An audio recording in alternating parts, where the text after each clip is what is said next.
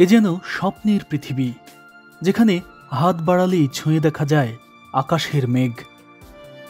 তীব্র তাপদাহের ভেতরেও হৃদয়ে পরশ যোগায় শীত, যেখানে নেই কোনো শহরের কোলাহল, নেই সময়ের তাড়া, শুধুই আছে প্রশান্তি, সৌন্দর্য আর বিস্ময়।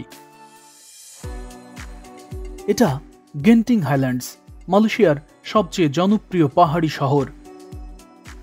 এটি মাটি থেকে প্রায় 1.5 কিলোমিটার উঁচুতে এক রহস্যময় স্বপ্নপুরী। হ্যাঁ দর্শক, মালয়েশিয়ার রাজধানী কুয়ালালামপুর থেকে শুভেচ্ছা জানাচ্ছি আমি জুবায়ের আল মাহমুদ। বেঙ্গল ডিসকভারির পর্দায় আজ আমি আপনাদের দেখাবো মালয়েশিয়ার এমন এক স্বপ্নময় জায়গা, যেখানে প্রকৃতি আর আধুনিকতার ছোঁয়া একসাথে মিশে তৈরি হয়েছে এক স্বর্গীয় পরিবেশ।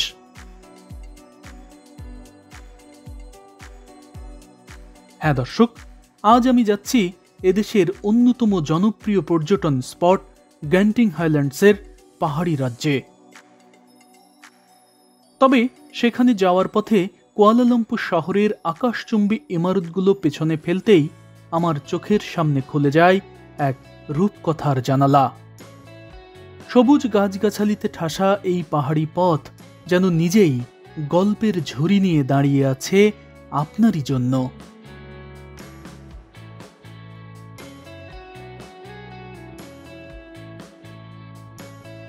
প্রকৃতির পরশ নিয়ে ছুটে চলা এই যাত্রা যেন কোলাহলে ভরা নগর জীবনকে পেছনে ফেলে এক নিঃশব্দ মায়াবী জগতে হারিয়ে যাওয়ার নিমন্ত্রণ জানাচ্ছে।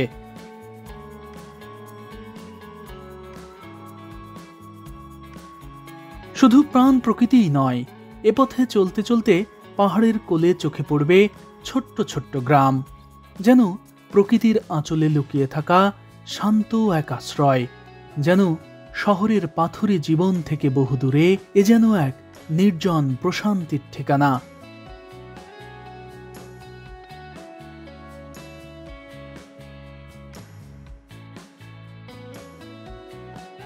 মন মাতানো এই মায়াবী পথই আপনাকে পৌঁছে দেবে মেঘের রাজ্য গেন্টিং হাইল্যান্ডসে।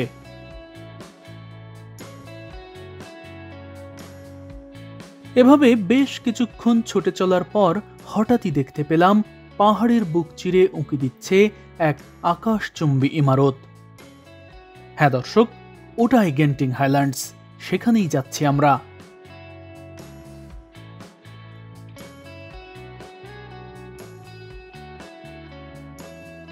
এক পর্যায়ে আমাদের এই পথ মূল সড়ক থেকে আলাদা হয়ে যায়। আমরা প্রবেশ করি পাহাড়ি আঁকাবাঁকা এই রাস্তায়।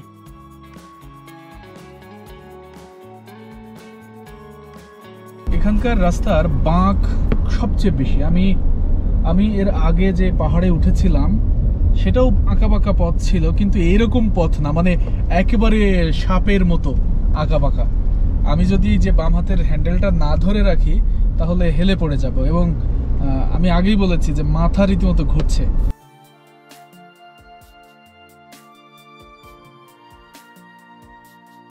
কুয়ালালামপুর থেকে গেন্টিং হাইল্যান্ডসের দূরত্ব মোটামুটি 50 কিলোমিটারের মতো। সেখানে বাসে যাওয়া সবচেয়ে বুদ্ধিমানের কাজ, খরচও কম। তবে আমরা আরেকটি জায়গায় গিয়েছিলাম, সেই জায়গাটি ঘুরে দেখার পর গেন্টিং হাইল্যান্ডসে যাচ্ছি, তাই গাড়ি নিয়েছি, তবে ফিরেছি বাসেই।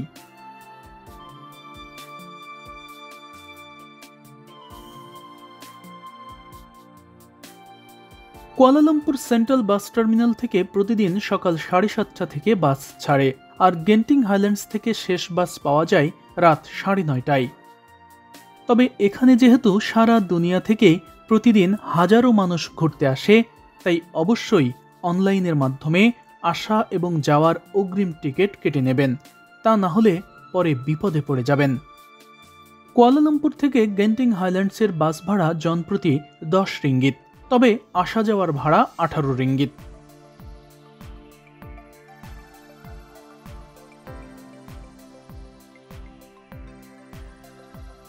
এমন আঁকাবাঁকা পথ এখানে রয়েছে মোটামুটি 12 কিলোমিটারের মতো। তবে কিছু দূর এগিয়ে যাওয়ার পর সড়কের পাশের রঙিন পাতার গাছগুলো আপনার মন ভালো করে দেবে।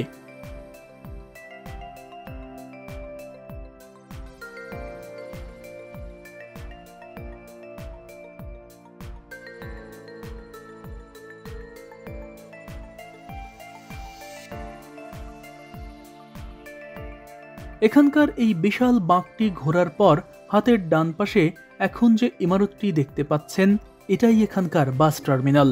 গ্যান্টিং হাইল্যান্ডসের কেবল কারের স্টার্টিং পয়েন্টও রয়েছে এখানেই।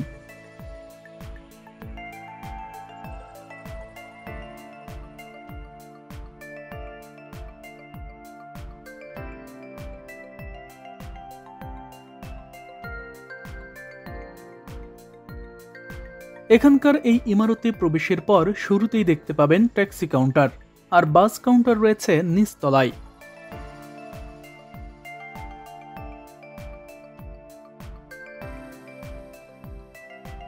আমরা এই চলন্ত সিঁড়ি দিয়ে নিচতলায় যাচ্ছি কুয়ালালামপুর ফিরে যাওয়ার বাস টিকিট কাটতে।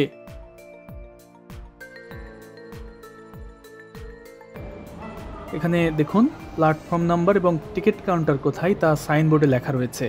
যেমন সামনে দেখুন এটা 5 এবং 6 নম্বর প্ল্যাটফর্ম, এরপর 2, 3 এরকম, মানে আপনার বাস যেখান থেকে ছাড়বে আপনাকে সেখানে এসে অপেক্ষা করতে হবে। তবে মনে রাখবেন এখানে কিন্তু ক্যাশ টাকা চলে না, মানে আপনাকে কার্ডে পে করতে হবে। এটিএম বুথের মতো এই মেশিনগুলো থেকেই টিকিট কাটতে হয়। তবে একটা কথা অবশ্যই মনে রাখবেন, এখানকার বাস কিন্তু ঘড়ির কাঁটা অনুযায়ী চলে। 6টার বাস মানে 6টাতেই, 6টা এক হবে না।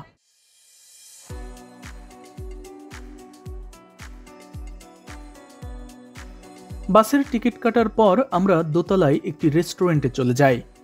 এখানে অনেকগুলো রেস্টুরেন্ট রয়েছে, যার প্রতিটিতেই পাওয়া যায় নানা ধরনের খাবার। তবে জায়গাটি যেহেতু চাইনিজ অধ্যুষিত, তাই মুসলিম খাবার আমাকে একটু খুঁজে বের করতে হয়েছে।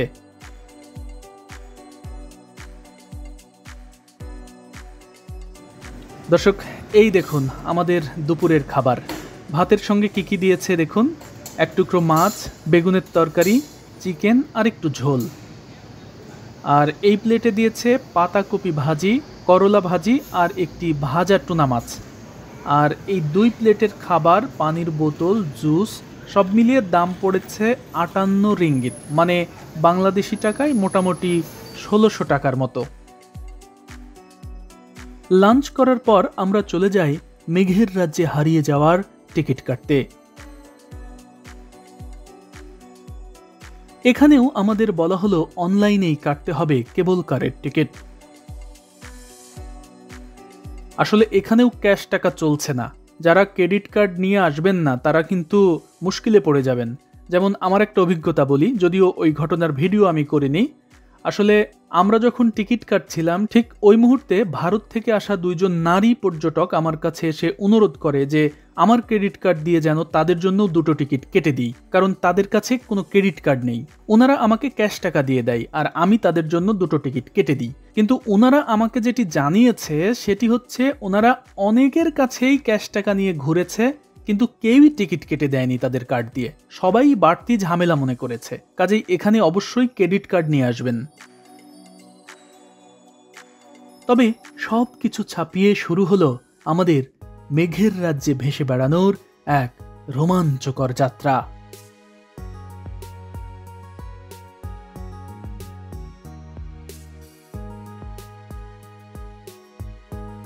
আওয়ানা স্কাইওয়ে কেবল কার।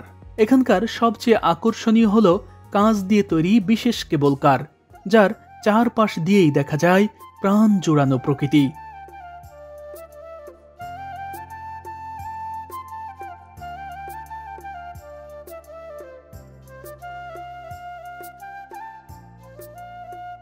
মাত্র 10 মিনিটের এই যাত্রায় আপনি উপভোগ করতে পারবেন গভীর অরণ্য, ঝর্ণা আর নিতে পারবেন মেঘের ভেতর দিয়ে চলে যাওয়ার অসাধারণ অভিজ্ঞতা। চারপাশে কুয়াশার মতো যা কিছু দেখা যাচ্ছে তা সবই মেঘ।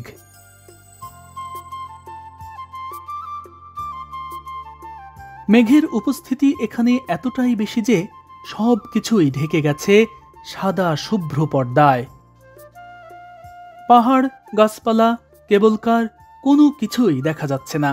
চারপাশের নীরব বাতাসে শুধুই ভেসে বেড়াচ্ছে মেঘ আর টুপটাপ বৃষ্টির ধ্বনি, যা আকাশ ছোঁয়া নিস্তব্ধতায় মিশে গিয়ে আমার হৃদয়ে জুগিয়েছে এক নতুন স্পন্দন।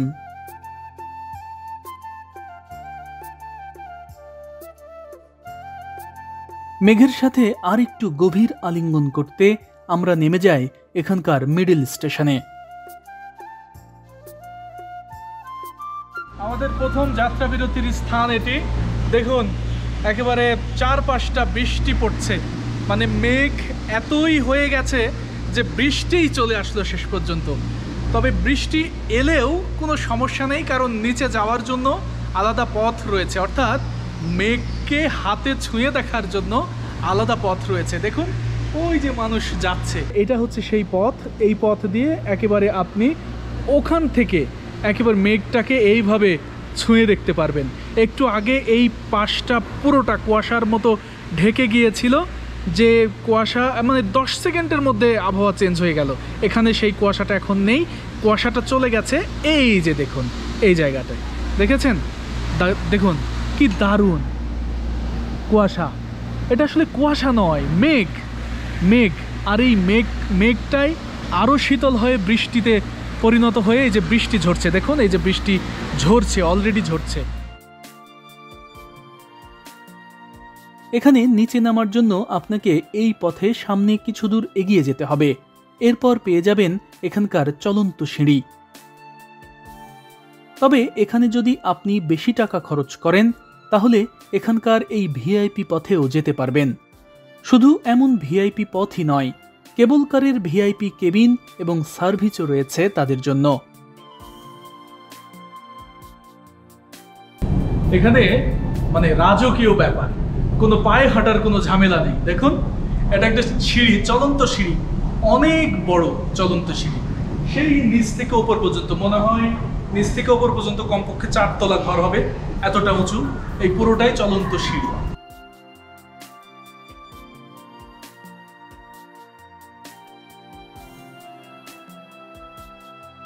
ইতিমধ্যে আমরা 3টা চলন্ত সিঁড়ি পার হয়ে এসেছি, এখন 4 নম্বরটা। এবং এক একটা চলন্ত সিঁড়িকে যদি আমি 4 তলা ঘরের সমান উঁচু ধরি, তার মানে 4 × 4 16 তলা ঘরের নিচে আমরা যাচ্ছি। এখনো পথ শেষ হয়নি, জানি না সামনে কি অবস্থা। তার মানে আমরা কতটা উঁচুতে ছিলাম। আর আরেকটু নিচে এই কারণেই আসছি যে মেঘটাকে যদি একটু ছুঁয়ে দেখা যেত, সেই জন্য। ওই যে সামনে আরো একটি চলন্ত সিঁড়ি, তার মানে বুঝতেই পাচ্ছেন যে আরো নিচে নামতে হবে আমাদের।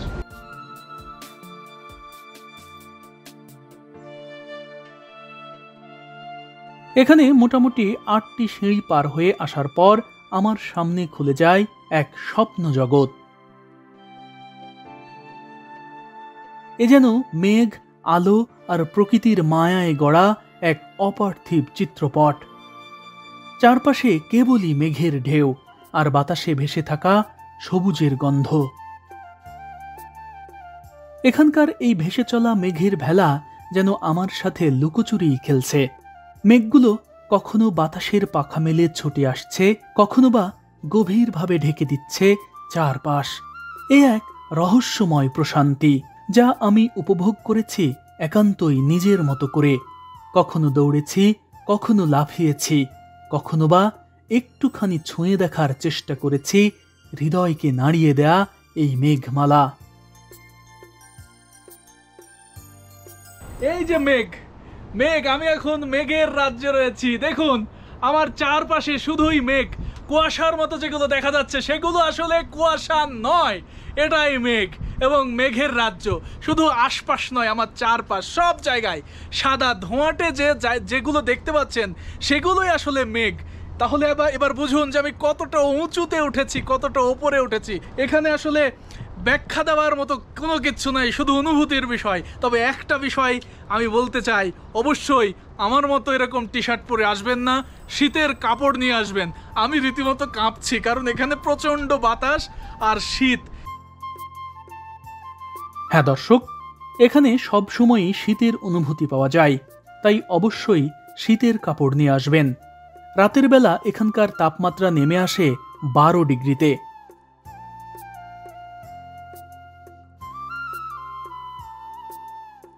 এখান থেকে আর একটু নিচে নামতেই দেখতে পায় চায়নাদের দারুণ একটি বৌদ্ধ মন্দির। হ্যাঁ দর্শক, এটাই এখানকার বিখ্যাত চিনচুই কেভস টেম্পল। এটি শুধু একটি বৌদ্ধ মন্দিরই নয়, বরং প্রকৃতি আর প্রাচীন স্থাপত্যের সম্মিলনে গড়া এক অতুলনীয় নৈসর্গিক জায়গা।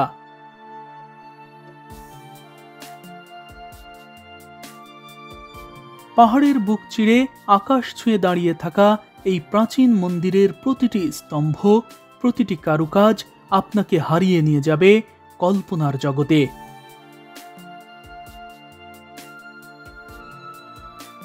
লাল আর সোনালী রঙের ছোঁয়ায় তৈরি এখানকার প্রতিটি ইমারত, যার চারপাশে ছড়িয়ে রয়েছে সবুজ বনরাজি আর তার উপরে রয়েছে মেঘের নরম চাদর। নিচে মেঘের ঢেউ, ওপরে নীল আকাশের অসীমতা, যার মাঝখানে দাঁড়িয়ে আপনার মনে হবে সময় যেন থেমে গেছে এক মুহূর্তের জন্য।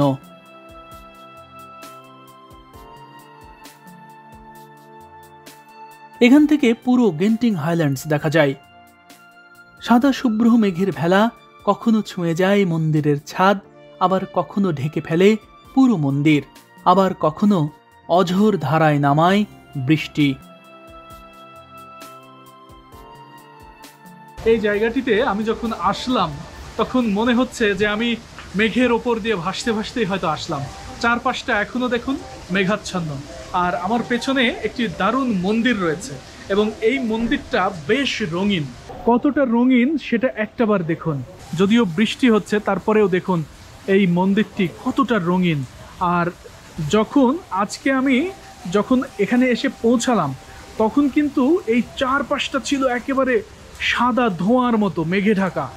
আর এই যে এই পাশগুলো দিয়ে দেখতে পাচ্ছেন, এগুলো মন্দিরে আসার রাস্তা। আর চাইনিজ মন্দির হওয়ার কারণে এই মন্দিরটির গাঁথুনি সেই চায়না ঢঙেই দেখুন। আর চাইনিজ জিনিস মানেই হচ্ছে একেবারে কালারফুল। মন্দির থেকে শুরু করে তার আশপাশ প্রত্যেকটা জায়গায় নান্দনিক ডিজাইনে ভরপুর। এমনকি এই যে দেখুন এখানে যে বাঁশ রয়েছে, এটা কিন্তু বাঁশ নয়, এটা কিন্তু সিমেন্ট দিয়ে তৈরি করা হয়েছে, কিন্তু বাঁশের আদলে। আসলে চাইনিজরা তো বাঁশের ব্যবহার বেশি করে, সে কারণেই যেখানেই তারা যে ইমারতই তৈরি করুক না কেন, যে অবকাঠামোই তৈরি করুক না কেন, সেখানে বাঁশ থাকবেই, অথবা বাঁশের আদলে ডিজাইন থাকবেই। তবে এখন এই জায়গাটি এমন মন মাতানো হলেও আগে এমনটা ছিল না। মূলত 1963 সালে মালয়েশিয়ার আরেকটি পর্যটন স্পট ক্যামেরন হাইল্যান্ডসে এক ব্যবসায়িক সফরে গিয়ে হিম শীতল বাতাস আর মেঘের পরশ দেখে বিমোহিত হন মালয়েশিয়ারই বিখ্যাত ব্যবসায়ী লিম গোটং। কিন্তু ক্যামেরন হাইল্যান্ডস ছিল কুয়ালালামপুর থেকে অনেক দূরে, তাই তিনি মেঘ আর হিম শীতল বাতাস উপভোগ করতে কুয়ালালামপুর থেকে কাছের এই জায়গাটি বেছে নেন। গেন্টিং সেম্পাহ এলাকার এই মাউন্ট উলুকালি চূড়ায় তিনি 1965 সালে প্রতিষ্ঠা করেন গেন্টিং হাইল্যান্ডস বারহেড। নির্মিত হয় হোটেল, রিসোর্ট সবই। এখানকার এই মন্দিরটিও প্রতিষ্ঠা করেন তিনি। দক্ষিণ চীনের ফুজিয়ান প্রদেশের প্রখ্যাত বৌদ্ধ ভিক্ষুর নামেই এই মন্দিরের নামকরণ করা হয় চিনছুই মন্দির। ব্যবসায়ী লিম গোটং মনে করতেন এই চিনছুই দেবতা তাকে জীবনে সাফল্য এনে দিয়েছেন এবং বিপদের সময় আশ্রয় দিয়েছেন, তাই কৃতজ্ঞতা জানাতেই তিনি ওই দেবতার নামে তৈরি করেন এই মন্দির। এই জায়গাটি একেবারে রঙিন। দেখুন, বৃষ্টিতে ভেজার পরে জায়গাটির জল জল করার যে ভাব, সেটি যেন আরো বেড়ে গেছে। চারপাশটা একেবারে ঝলমল করছে। আর এই যে পাহাড় চারপাশে দেখতেই পাচ্ছেন, এই পাহাড়ে সাদা মেঘগুলো ভেসে বেড়াচ্ছে, আর তারই মাঝখানে এই রঙিন মন্দির। এখানে পর্যটন সম্ভাবনা দেখে মালয়েশিয়ার প্রথম প্রধানমন্ত্রী তুংকু আব্দুল রহমানও এখানকার উন্নয়নে সব ধরনের সহযোগিতা করেন। চিনছুই কেভস মন্দির শুধু একটি ধর্মীয় স্থানই নয়, বরং এটি একটি আধ্যাত্মিক এবং সাংস্কৃতিক পর্যটন কেন্দ্রও। প্রতি বছর চীনা নববর্ষ সহ নানা উৎসবে এখানে ভক্তদের ঢল নামে। চাইনিজ বৌদ্ধরা বিশ্বাস করেন যে এই মন্দিরে প্রার্থনা করলে দুর্ভাগ্য দূর হয় এবং মানসিক প্রশান্তি লাভ হয়। গেন্টিং হাইল্যান্ডস, যার চারপাশে রয়েছে সবুজ প্রকৃতি আর অন্য পাশে রয়েছে এক রঙিন জগৎ, যেখানে মানুষ আসে শুধুই টাকা ওড়াতে। কল্পনাকেও হার মানানো মালয়েশিয়ার ওই রূপালী জগৎ দেখবেন আগামী পর্বে, তাই এখনই চ্যানেলটি সাবস্ক্রাইব করে রাখুন।